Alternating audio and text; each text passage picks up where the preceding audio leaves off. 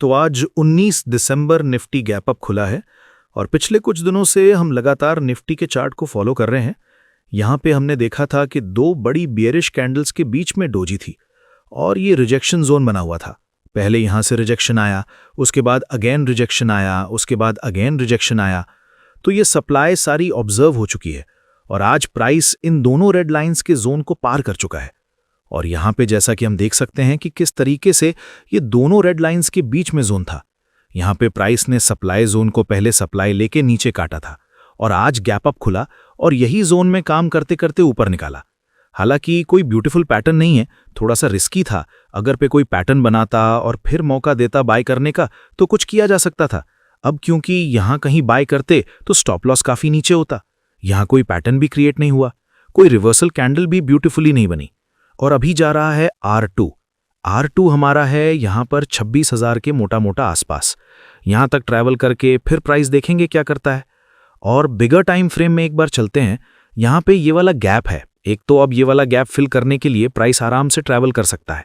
इसको क्लियर करता है तो फिर ये पूरा हाई काटेगा और देखना होगा किस तरीके से फिर काम होता है। स्कैल्पिंग के हिसाब से अभी उतना ही जगह है और डेली टाइम फ्रेम में ये दो कैंडल्स हैं, इनके हाई के ऊपर क्लोज हो जाता है तो फिर एक बड़ी चाल दोबारा से बन सकती है। लेट्स सी आगे क्या होता है। तो हमने बात करी वहां पर ये गैप बन गया। यार जगह तो बहुत है उसके पास, ऊपर का गैप फिल करके वापस नीचे भी आ सकता है कल परसों दोबारा से। कोई बड़ी बात नहीं है, हो सकता है ये गैप फिल करे फिर यहां से रिजेक्शन ले और वापस ये गैप फिल करे। क्योंकि मार्केट साइडवेज तो है ही, तो आज मॉर्निंग में कोई खास मौका नहीं दिया इसने, क्योंकि अपने सप्लाई जोन को काट तो दिया लेकिन काटा इसने गैप अप ओपन से। पैटर्न होता तो बात अलग थी। ये रहा गैप, ये गैप है हमारे पास। पहले यहां ट्रैवल कर सकता है, फिर थोड़ा रुक के इस गैप को फिल कर सकता है।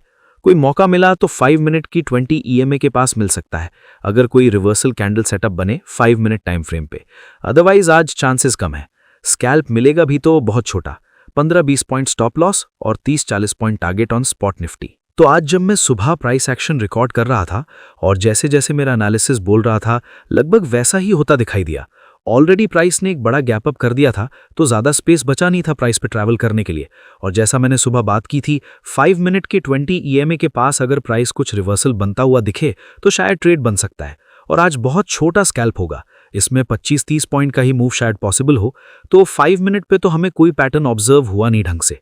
लेकिन उसके बाद हुआ क्या, पिवट के आसपास आकर इसने ये बनाया डबल बॉटम 1 मिनट पे और ये हुआ 12 बजे के आसपास ब्रेकआउट और यहां से ट्रैवल किया अपने स्विंग हाई तक।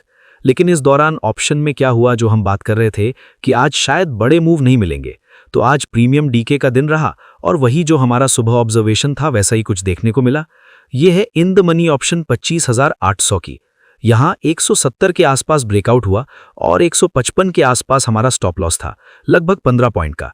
और प्राइस ने इतना थकाया, बस जाते जाते अपने स्विंग हाई के पास जब स्पॉट का चार्ट पहुंचा तो ये ऑप्शन 170 से सिर्फ 200 रुपए यानी सिर्फ 30 पॉइंट का मूवमेंट ही कर पाई, जहां पे एग्जिट ले लिया गया क्योंकि मोमेंटम था ही नहीं।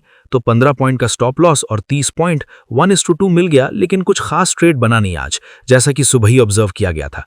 ये पोस्टमार्टम ना आपको कुछ सिखाएगा, प्राइस एक्शन को कैसे ऑब्जर्व किया जाता है।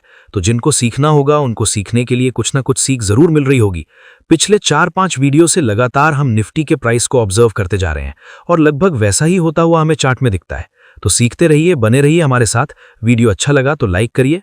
सेटअप नहीं मिले तो ट्रेड करना जरूरी नहीं है, डिसिप्लिन फॉलो करो। नो सेटअप मतलब नो ट्रेड। वैसे आप लोगों के रिस्पॉन्स से वीडियो बनाने का मोटिवेशन नहीं मिल रहा है, समझें कुछ तो लिखें और कमेंट कर देना। Bye bye, take care.